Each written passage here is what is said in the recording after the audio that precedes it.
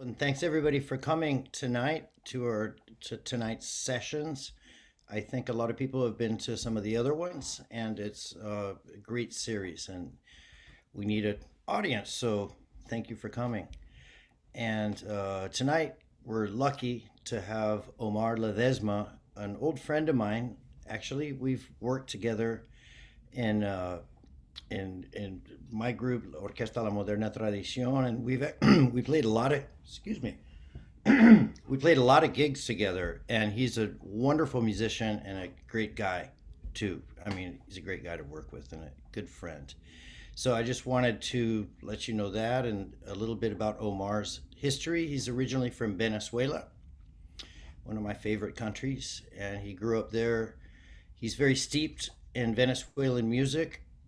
He's played most of his life playing folkloric and popular styles of Venezuelan music, including gaitas, which is a really interesting 6/8 kind of salsa-ish music that they do a lot at Christmas time in Venezuela, but it's from the western part of Venezuela. He started a band in 16 in Venezuela, playing salsa and merengue and gaitas. Worked with great Venezuelan artists like Aquiles Baez, a great guitarist from Venezuela, very well known, and also a great source of knowledge about Venezuelan music. Omar also studied law in Venezuela. Actually, something I didn't know, Omar. That's interesting.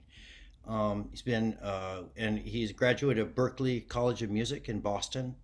Graduated there in 2005. He's been living here after he finished at Berklee. He came out west, and he's part of one of the most well-known Grammy award-winning salsa group. You could call it salsa. I guess that's what. Well, you're going to hear about that Pacific Mambo Orchestra, uh, and you will hear a lot about that. And I just want to say, Omar, thank you for doing this. It's great working with you, and you're a fantastic teacher. I've seen you work. I've worked with you. And oh, one other thing, everybody, we're going to be having a question and answer session at the end with whatever time's left. Hopefully, we'll have 10 minutes or so. So if anybody has any questions, please put them into the chat, and I'll be checking those questions and making a little list of them. And I'll help facilitate that at the end. So if you got any questions about for Omar at the end about what he talks, um, feel free to put that in the chat. All right, Omar, I'm excited to hear what you have to say, man. Thank you for this beautiful introduction, Trega. Um, I I consider you one of my greatest friends here in Bay Area. I had the opportunity to work with La Moderna Tradición was my first couple of years in Bay Area, and I always be grateful for that experience. So last night when I was listening to the music, got me nice feelings as I appreciate La Moderna. All right, everybody, welcome. Thank you for coming. Uh, I'm so excited to start with this. Uh, I'm I am in my beloved room 7 of the Community Music Center. I've been teaching here for the past 12 years. Sounds like a lot. and I am faculty of, yes, the room 7. So I'm super happy to start with this. So I'm going to share my screen with you. Yes, we have timbales here. And, so let's start. We got a lot of talk in a little time. So I'm going to start sharing the screen for the session. And get ready. If everybody see that, give me, Looks give good. Chantel of people head ups. since now I only see the screen. So I'm gonna have a little window here for some people We're good. to see. I think I got a good head off of Chantel. And thank you, Grace, Trigger, and Chantel for helping me out putting this together. All right. So here we go, everybody. For Best Tropical Latin Album, the nominees are Mark Anthony, Los Angeles Azules, Pacific Mambo Orchestra, Sergio George, producer, Carlos Vives. Okay, the Grammy goes to Pacific Mambo Orchestra.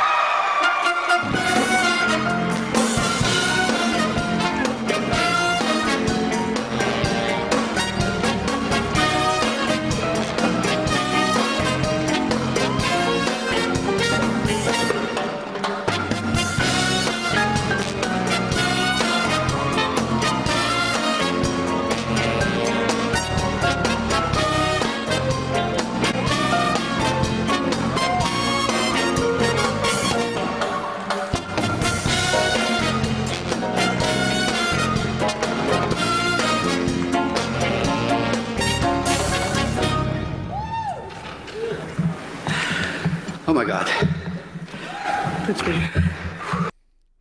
Oh my God. That's the first words, true word for the Grammy winning people that didn't expect to take a Grammy away from Mark Anthony. Huh? All right. There was my boys, Christian Tumalan and Stephen Cuen, the directors of the Pacific Mambo Orchestra. And we're going to talk a little bit about the band and my perspective as being percussionist of the Pacific Mambo Orchestra for the last 12 years. Monday, October 4, 2010. That was the date that I did my first gig with the band.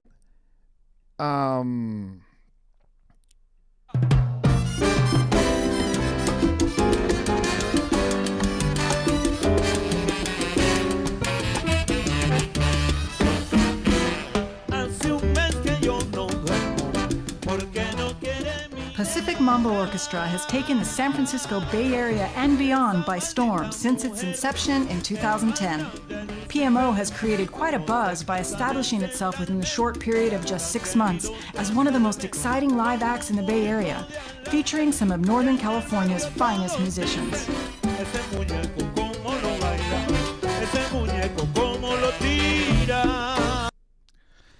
Yeah, that was the first promo of the band. Came out around 2011, and let's put this in context a little bit. So why Mambo? Why have a big band? So what was happening? So in Bay Area, we have a few salsa bands playing around, and there was a kind of a need that we needed to raise the level of the music. We wanted to raise a pay too. So for somehow Stefan and Christian had working with different bands. Stefan was working with Luis Romero and Mazacote. Christian was working with me with Montuno Swing. So we got a small bands that then suddenly we wanted to put some stuff. They wanted to put some stuff together. I got a call a few Mondays after the band start, since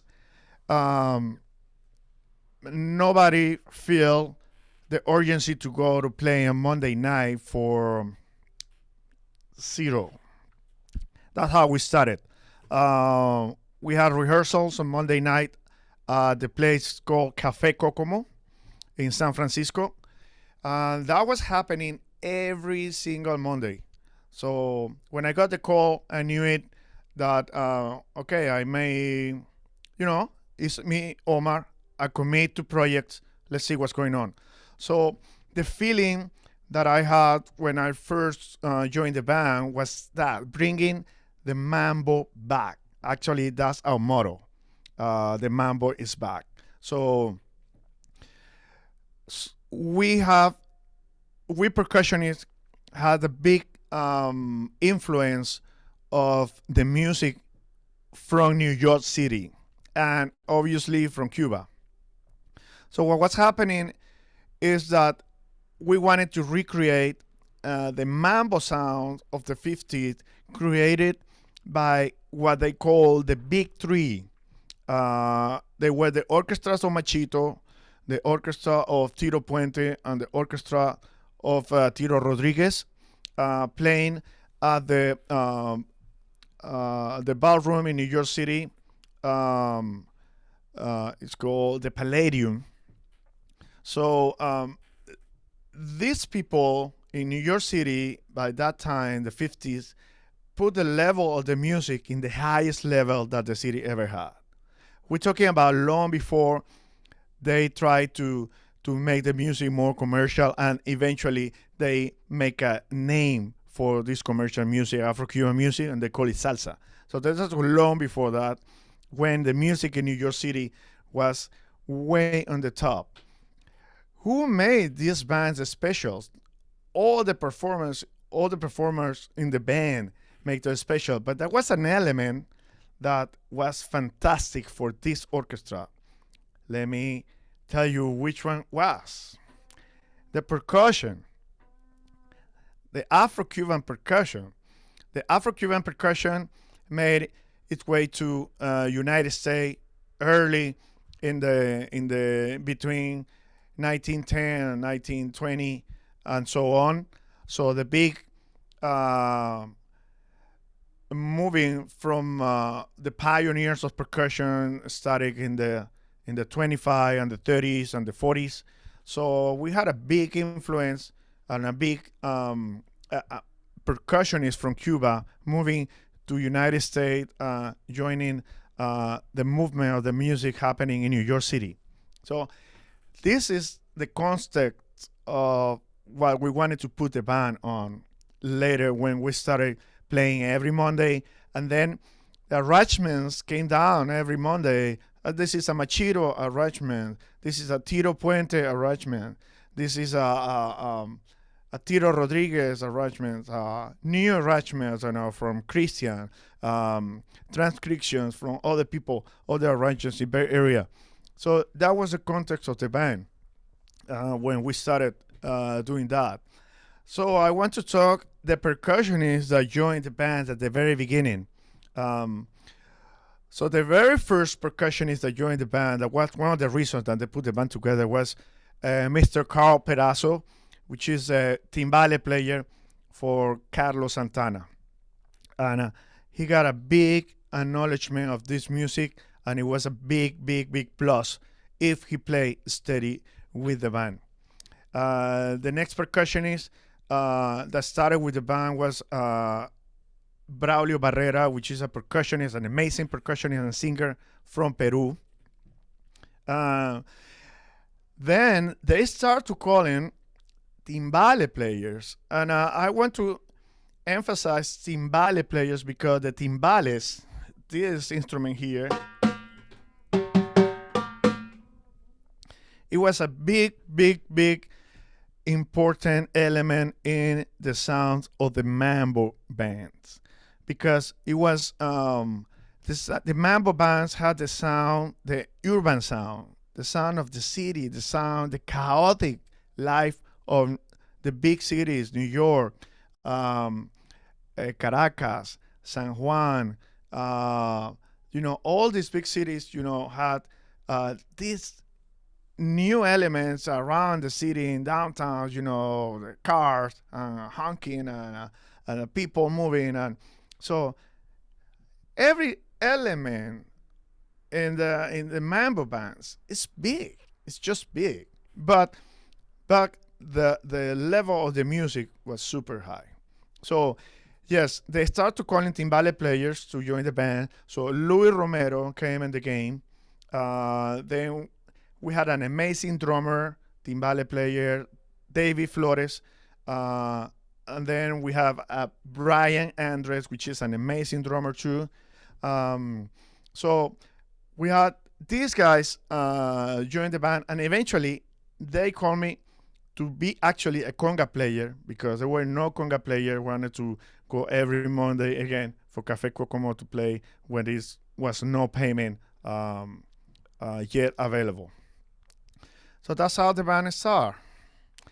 This is my first picture with the band. And then we have Braulio. Then we have actually Luis Romero playing timbales that night. This is what a card that feels like. And this is Tally, an app that somebody is not. It can even lower your interest rate. Somebody's on mute. High five.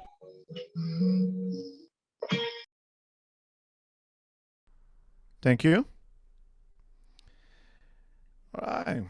This is a clip of one of the earliest nights at Café Kokomo with Brian Andres actually playing timbales. I was playing congas and Braulio playing pongo.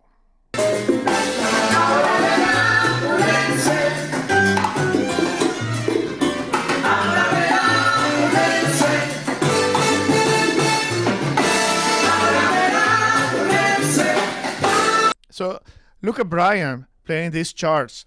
Those are the charts that we were using at the very beginning of the band. Big charts, and all complex environment, filled of note charts for percussionists. It was mind blowing. The music that we started playing with the band early in the days. So then Carl eventually commit more to play with the band. He was off with Carlos Santana, so he was in town a lot. So what happened in 2011, we play a lot together for a long time, Braulio, Carl, and myself. Man, I'm telling you, those nights were super, super steamy. It was hot. It was like you could feel the energy of the band, and we were building something. It was just fantastic, and learning a lot from my buddy Carl Perazo, which is somebody that I have a super high respect. He's a big influence in the Latin percussionists in the area, around the world also. Top of the top. For me, it's a big highlight in the band. So look at my face. I was enjoying that. So on Saturday, May 7, 2011, something happened important in the history of the band. We had the first Saturday night, after playing Monday by Monday, sometimes walking home with $0 or $5, we had the first paid gig at Saturday. It was streaming live by KPFO, and it was a fantastic night. So top of the top, Luis Medina was there announcing the bands. He was so proud. The band was so proud to be there after a year of committing, playing. It was a fantastic year for the band. In the August 14, we were to the first San Jose Jazz Summer Fest for the band. We had a great time. We had people knowing the band for first time. I think it was a great year. Hello, everybody. This is Pacific Mambo Orchestra. We're all the way from San Francisco, California. You can see we were proud to be there. We were representing the city, and there was the band when we had the first picture, the first promo picture. It was so fun that night. That is that's in Santa Rosa, and it was a great. We were having a great time that year. But something happened. Carl had to go on tour with Carlos Santana, super heavy. So he said, you know, I'm gonna be out of town, so I'm gonna be here for a while. So Omar, you're gonna take over my chair. So I had the responsibility to move from the congas to the timbales and actually play like carperazo level.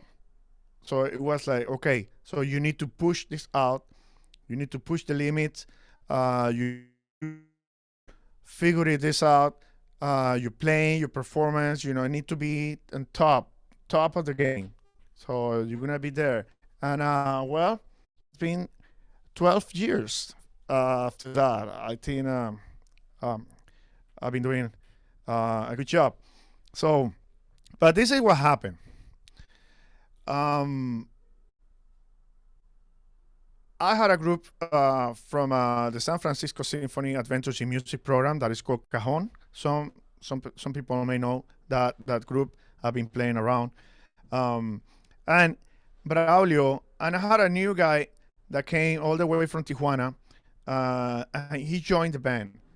And I actually tried to pull him into the band and say, Christian, yeah, we're going to get this guy on. This is Javier Cabanillas. So Javier Cabanillas joined the band in congas, taking my chair.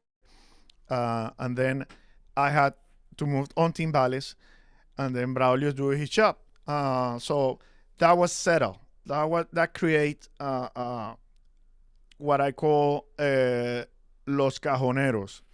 So this is a few pictures of us during all these years.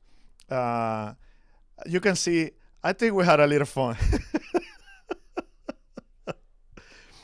Yeah, I think we have been doing a fantastic career to be the rhythm section of the band. This is a picture that we had just last Saturday in Atlanta, Georgia. The three of us. Braulio Barrera, Javier Cabanillas, y un servidor. This is how we started being that rhythm section.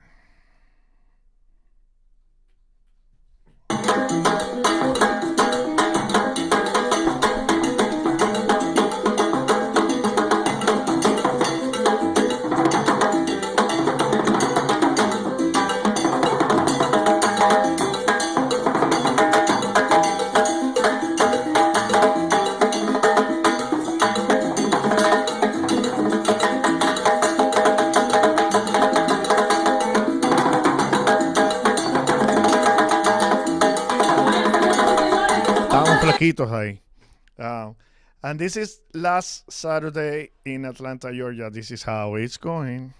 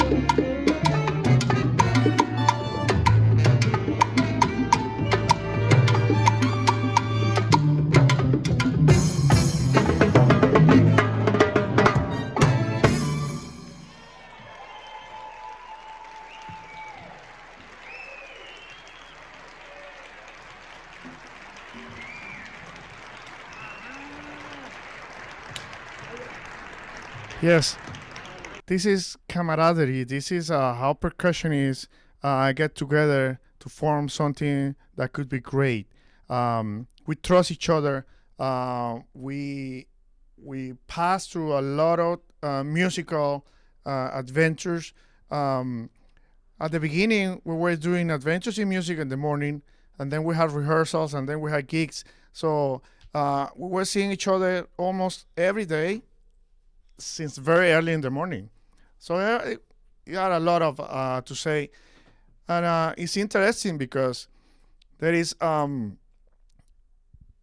percussionist from Peru with a different background, and a percussionist from Tijuana with a different background, a percussionist from Venezuela with a Caribbean background, and a percussionist from Bay Area, one of the top percussionists in the whole world. It was like something had to happen, something had to happen with that. And I had that feeling, always I had the feeling all the time.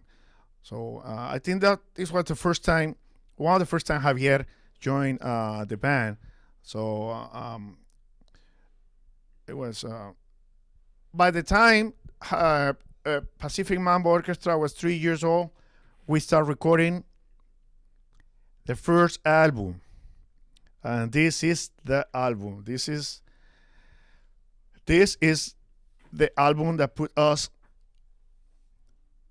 on the spectrum of the whole world, the whole universe. So it was a fantastic recording time. It was very challenged. 35 people recording in this album. And I want to mention some of the percussionists that participate, not only Braulio, myself, and Javier, but also Carlos Caro from Cuba, Christian Pepin, also participate in the production of the album, and Carl Perazo.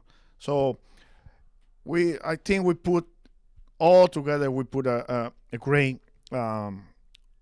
thing, musically speaking, and in a drumming speaking. So we all came with the same ideas. We put them together, and I can say that again.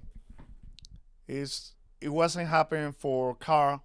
I didn't have the ideas, the energy, and everything that I've been putting into the band for the last 10, 12 years.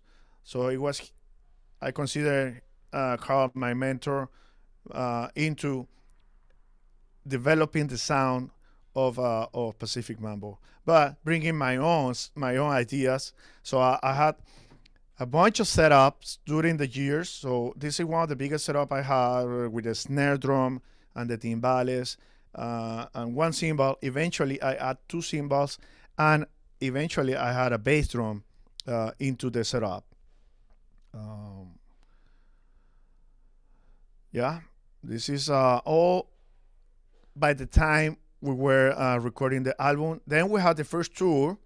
The first tour took us from Gary, Indiana to California and Oregon. So we drove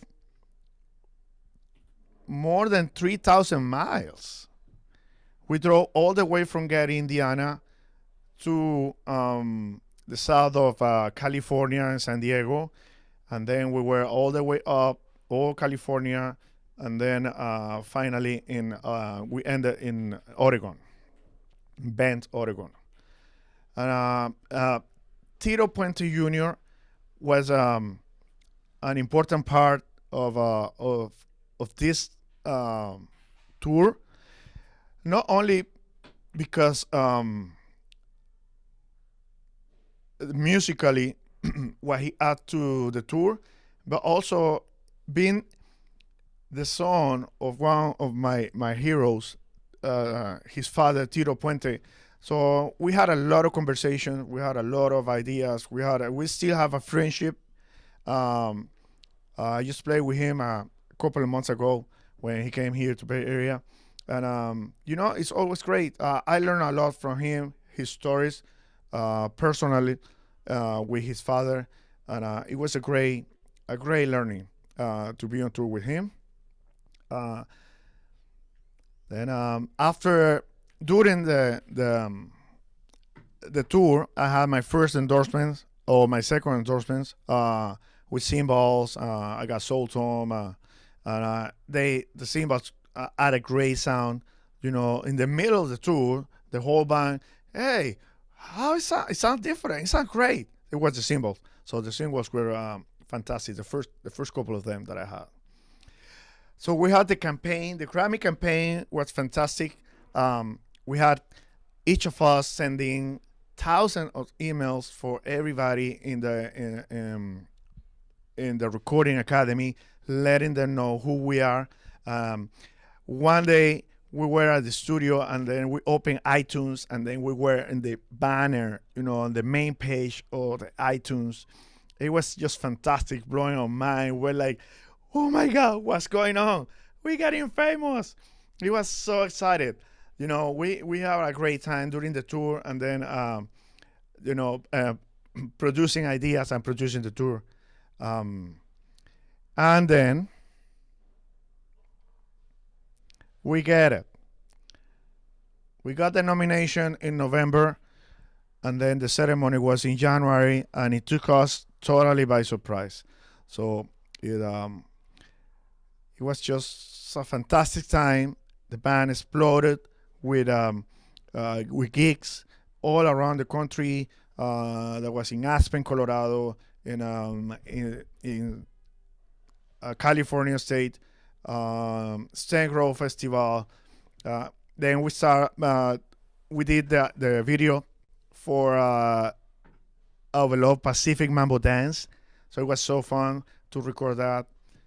It was a fantastic response for the audience learning the Pacific Mambo dance. We share the stage with many, many, many great artists. This is Arturo Sandoval actually taking my timbales and playing him. It was we had a great time with him. That was I think that was in also in Oregon. Then the second album came out. We recorded the album here to actually give back to San Francisco what San Francisco gave to us. So we wanted to record the album here in Stan Grove with San Francisco giving us, the vibes. It was a great weekend that we have, recording this album. We recorded it live. It was super hard. We need to play the music so perfect. And so I can tell you how the band put the level. That was exactly what I was talking about when we started. This is how we put the level of the band. So we wanted to be there. We wanted to play the music perfect.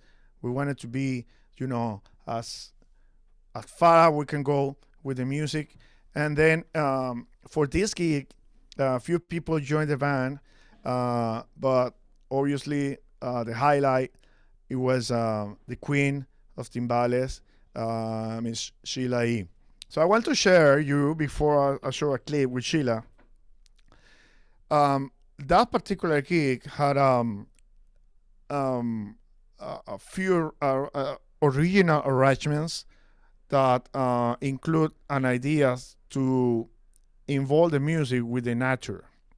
So this is one little part of the chart of one of the songs that is called "In Concert with Nature." It was very, very fun to record that. Again, all these charts had to be played from the beginning to the end because they were coordinated with dancers.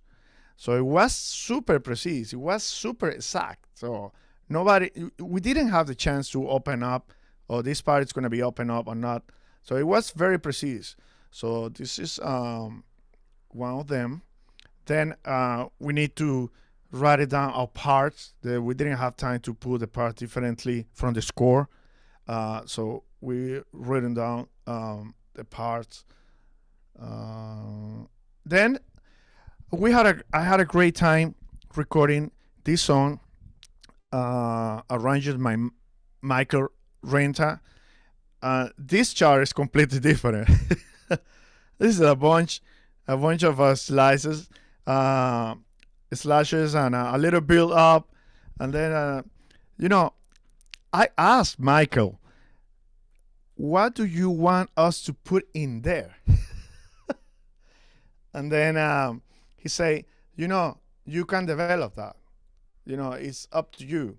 So I got a chance to record a timbale solo in that song, and it was a person that actually is one of my favorite singers of salsa music. She recorded with us from Japan. Nora Suzuki. Nora was famous in the 90s with her own orchestra, Orquesta La Luz. That was the first Japanese salsa orchestra ever. And she recorded Sakura with us. You can find out Sakura on the Pacific Mambo channel on YouTube.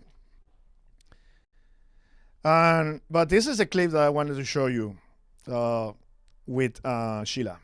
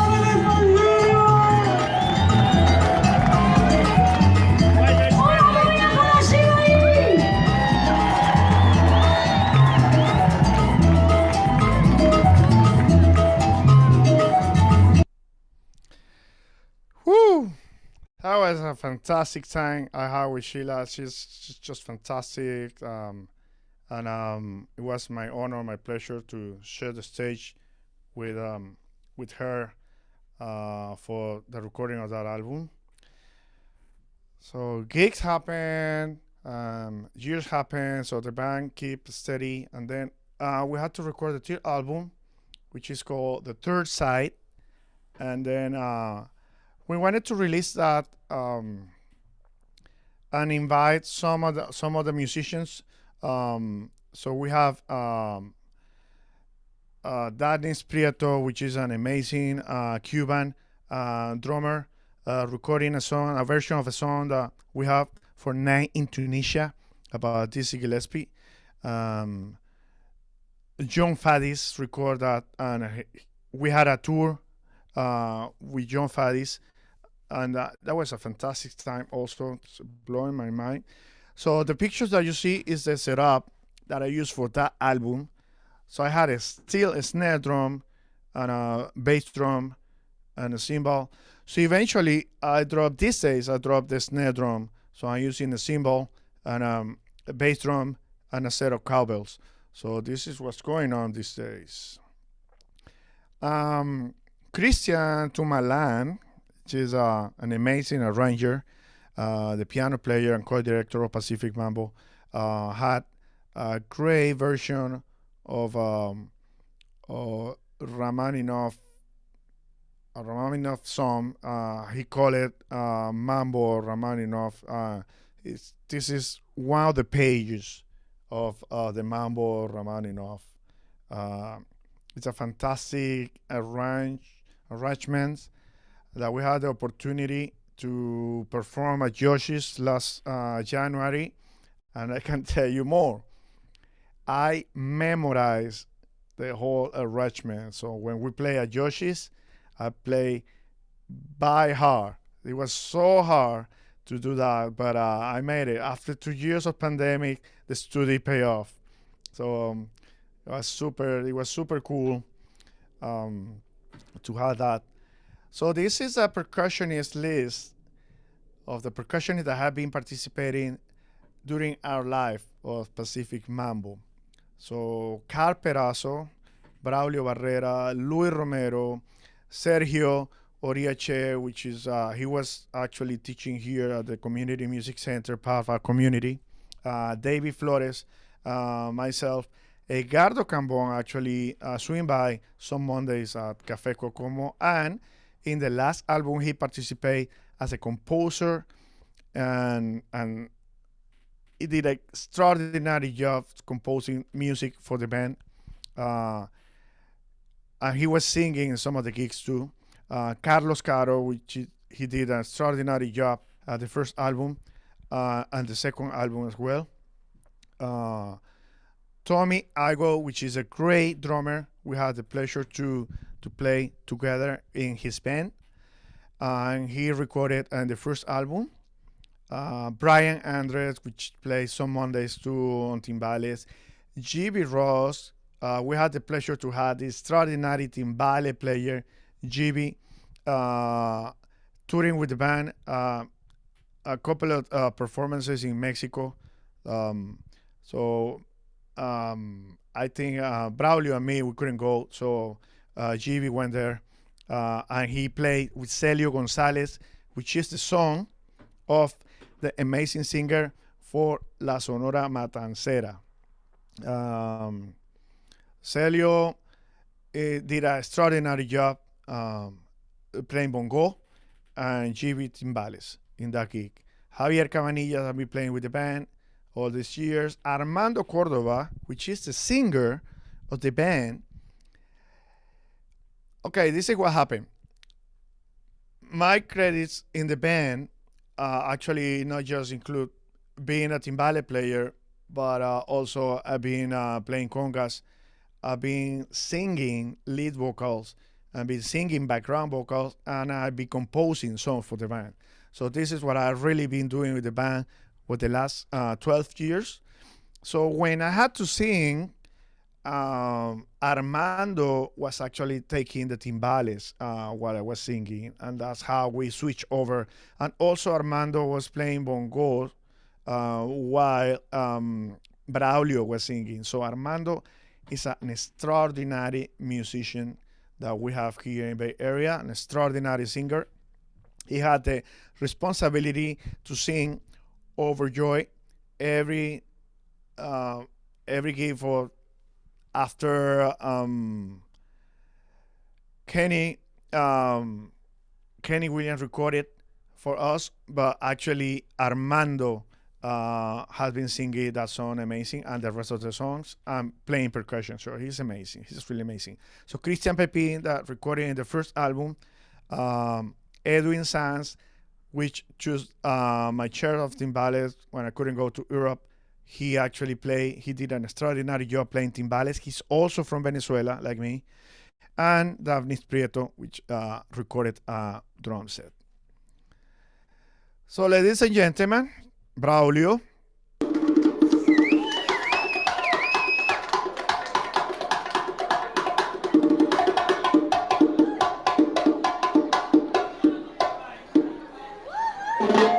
This is Mr. Braulio Barrera from Peru.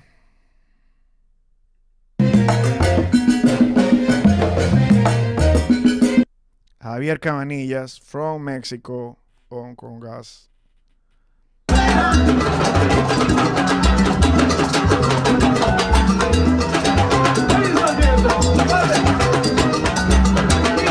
Un servidor en el timbal.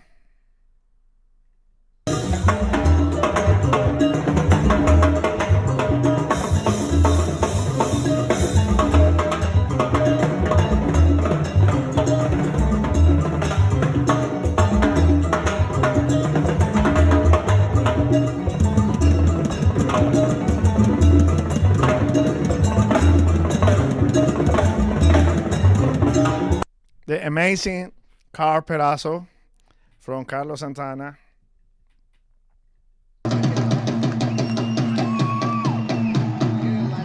The First Lady of El Timbal.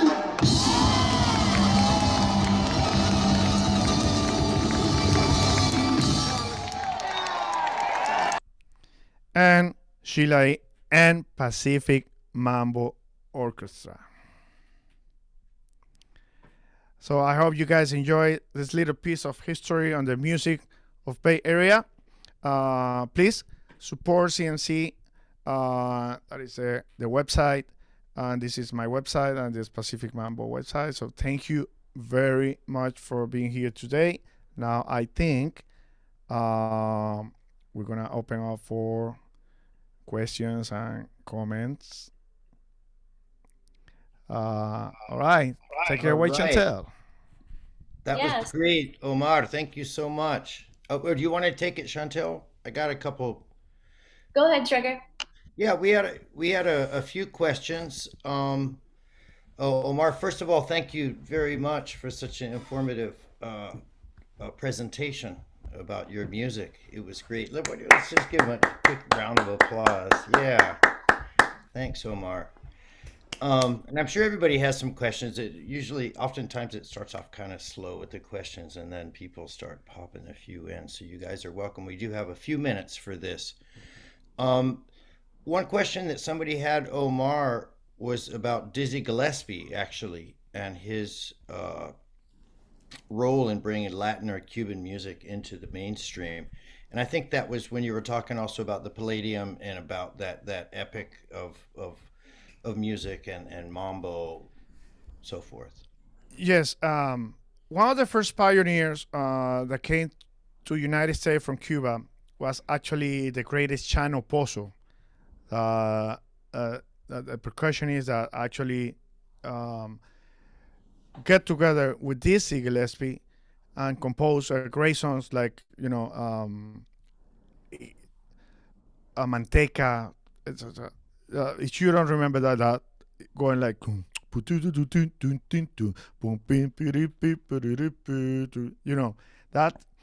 that's just a classic. Some people think that that's where the real Latin jazz actually was born. But yes, Dizzy Gillespie has a big role into creating the Latin jazz, along with a percussionist in the size and the level of Chano Pozo. Mm-hmm. The Palladium came later, so because what happened is at the same time Dizzy Gillespie was doing that, also Machito was creating that sound of the Latin jazz. So Tito Puente and Tito Rodriguez are actually alumni of Machito. Eventually, when I think they say it's a good teacher when the students level the teacher or surpass the teacher. So this is what actually Machito did with Tito Puente and Tito Rodriguez. So he made them go like even way better, and the way that the three of them with the three orchestras joined the Palladium time. Mm-hmm. Yeah, I was also wondering, Omar, how did y'all come up with the name? Pacific is obvious, but the mambo part, why did you choose mambo of all the different names of styles that are out there for salsa and for that sort of music?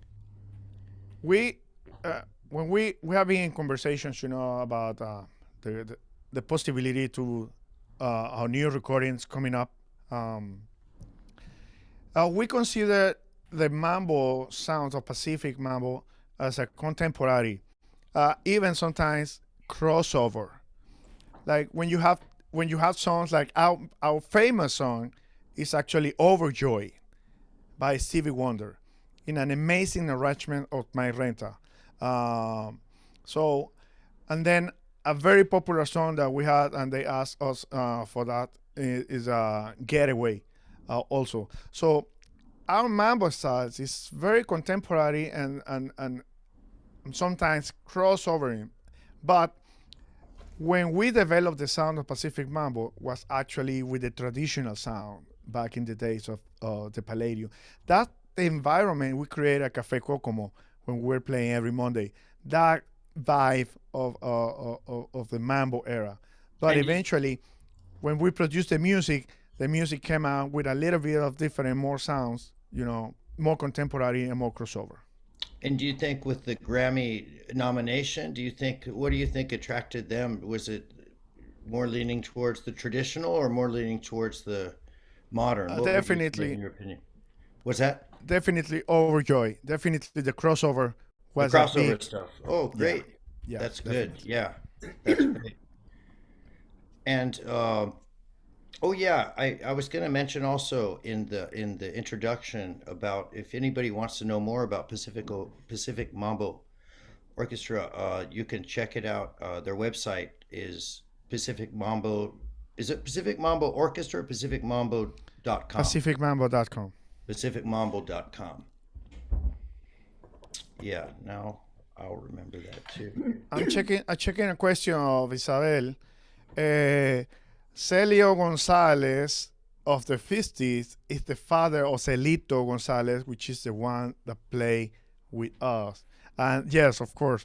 So Celio Gonzalez's father passed away many years ago, There. but Celito is a young, strong percussionist that he's just a fantastic performer and a great friend of us. Thank you. I thought it was almost impossible that it was the one I met. I met the father. Oh, an amazing voice, and yeah. So yeah, he's a well, yeah. Considering his background, so he's a great musician, definitely. And also, did what was the COVID years like for the Pacific Mambo Orchestra? Well, we are thinking that the next production could be more traditional. Mm-hmm. That's the feeling of the band. Somehow we want to go back to our roots after 12 years of crossovering and try and this and that. So we're feeling that we want to give a little bit more. We want to, bring a little more traditional sounds. Not a modern sound because the band has a modern sound, but a little bit of bringing the traditional roots. We all, feeling like that. We're gonna get prepared for that, and we're gonna try different production stage into what's gonna be recorded in the new album. And we're suggesting a few ideas. It's gonna be great, and I'm gonna tell you that this is gonna be new. I don't think people have been trying this before, but we're gonna try to pull out the music before we record it. I think we're gonna get a great more sense of what we want to get achieved in terms of sound. The evolution of the timbales. Yes, Grace. I remember that question. Okay, so for the people, I was mentioning the timbales. We had a great timbaleros joining the band. So we had Carl, so myself, Gibi. Just with Carl and Gibi, that's it. I don't have any room in that. But so for clarify this, the timbales is coming from Europe. The father of criollo timbales or paila criolla is a timpani from Europe. So my compadre Tregar know this history well because he got a orchestra that actually could be the father of Pacific Mambo in terms of the history of the music of the Afro-Cuban music. The music moved faster, and then the cha-cha-cha came out. So a band like Trega, La Moderna, had to become what they become because the music wanted to get faster. Well, and let me clarify something. A musician, a bass player, his name is Israel Lopez Cachao. He invented the mambo. But la foca, Pérez Prado, made the mambo so popular because Pérez Prado was in Mexico. So Israel Lopez was in Cuba. But before Perez Prado made the mambo popular, Israel and his brother already composed many of them and created the tumbao, the ultra famous tumbao that everybody knows. Bing, boom, boom, bing, bing, boom, boom, bing. That's Israel creation. It was with violins, not with trumpets and brass. El guajeo del mambo and the music in these days, it was created by Israel Lopez. So, and then, so what happened is the timbales, it was actually Cachao jam session ensemble, one of the first one that put together timbales, congas, and bongos in the same way that Tito Puente did his early ensembles. So they weren't together because they coming from different ways. The congas coming from the branch of the rumba music, and the timbales coming from the music of Europe and orchestras. And then the bongo is coming from the east side of the island, playing, it's the ancient instrument actually, playing son montuno, and that was the music that was popular in New York City in the very early days of this music. So everything get together and create this big sound. But the timbales has a big influence in that sound because of the fruity of the sound. It's loud, but you cannot fight. It's like I tell students, you cannot fight the timbales because the timbales already sound loud. So don't fight it. Just play it, and it's gonna sound beautiful. So, so that sound was the one that developed a little bit of the sound of the mambo, which eventually with the mambo became small ensembles. Then the jam session started, and eventually that became salsa. So that's a little bit of the construction of this, the whole thing. Let me see.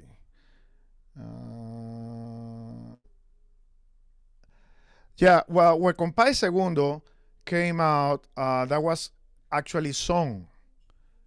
That's his music root, the song.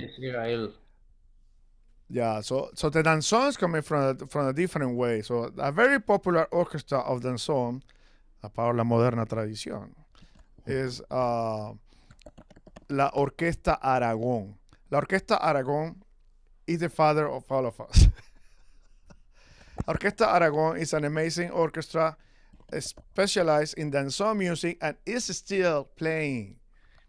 It's 2022 and Aragón is alive and playing this beautiful music. That I want to tell you, the most important aspect for the danzón music, I think, is the element of the dynamics, which is nothing related to salsa music. Salsa music is loud. Salsa music, it was completely disorganized. It was a jam session, an organized jam session. So in the 70s, Tito Puente, Machito were sitting down in a cafe in the corner of the 71st Street and Broadway in New York City, complaining that how this music became so casual. At the time of the Palladium, we had the big three orchestra playing the music in this high level, and people dress up, go to this beautiful ballroom, and everything was different. It was big, it was elegant, and people show this many dances, and it was fantastic. So that thing disappeared with disappearance of the large orchestra and the beginning of the boogaloo, and eventually the beginning of the salsa. Elegant times, indeed. All right, everyone. Well, Thank you so much, Omar. We're a little bit over time, but that was so much information, and I know in such a small amount of time, but it was such an honor and pleasure to learn so much about the orchestra and to learn about your involvement. And thank you. And thank you, Trevor and Grace, and thank you everyone for joining us. I'm going to share something in the chat super quick about our next session on Wednesday, on Thursday, March 10th. But thank you again. Thank you, Omar. And also to the to Sylvia Sherman for helping out, and Julie, the director, and everybody else at Music Center. And by the way, we're celebrating our 100th year. If you don't know about it already, you probably do, but just want to get the word out. She also shares something about the 100 years, man. Yeah. I know, for a West Coast organization, that's a pretty big deal. Thank you, Trega. Hey, thank you, Omar.